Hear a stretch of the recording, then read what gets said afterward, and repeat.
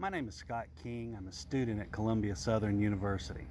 One of the classes I'm taking this term is Principles of Fire and Emergency Services Safety and Survival, and one of our projects is to request a grant on video. After the work on my last project, which was interviewing a firefighter on a need for increasing technology and emergency response, I decided to continue on that same path. I'm here at the Slocomb Fire and Rescue Department in Slocomb, Alabama. Slocomb is a small city located in Geneva County in the southeast corner of Alabama, about 10 miles north of the Florida line. It is part of a farming community that currently has about 2,000 residents. But the Slocomb Fire and Rescue Department doesn't just cover the areas in town. They are often called to aid in emergencies out in the county and in neighboring towns like Hartford, Malvern, Fayette, and Wicksburg. Most of these areas don't have access to fire hydrants, so pumper trucks and tanker trucks are essential.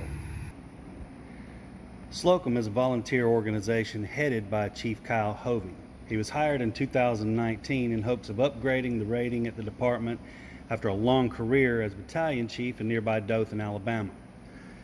Dothan is a large city compared to Slocomb anyway, with multiple fire stations and full-time employees. I asked Chief Hovey in my previous assignment about a need for emergency technology, and he did not hesitate.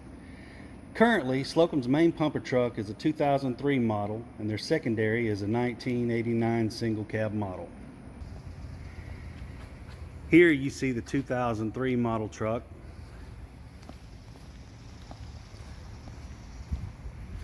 along with some other fire and rescue vehicles, and the 1989 model pumper truck. It's recommended that fire trucks be recycled every 12 to 15 years, and that anything 25 years or older needs to be retired. Well, in Slocomb, as you can see, that's not the case. We have one that's 18 years old and one that's over 30 years old. I asked Chief Hovey why that was, and the answer simply comes down to budget. The budget for this fire department is around $65,000 a year. The cost of a new pumper truck is close to $500,000. Now, the money that comes in for our budget is mostly from outside sources, such as FEMA. To be able to get something new, in this case, they're going to have to receive a grant from one of those entities. Slocomb has applied for those every year, but they haven't received one as of yet. Neighboring towns like Fayette and Malvern have received grants, and in an emergency call, those places do help. But Slocomb proper would be a great place to receive a grant to upgrade this fire department. In the last 2 years alone, Slocomb has increased its safety rating from a 4 to a 2. That's by the ISO, or the Insurance Services Office. The ISO rates over 48,000 fire departments a year. Having a rating of a 2 puts Slocomb in the top 3 to 4% in the nation. That alone should be worthy of a grant.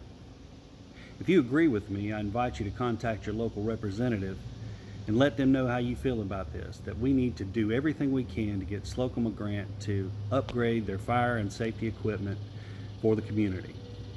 Thank you for viewing this video.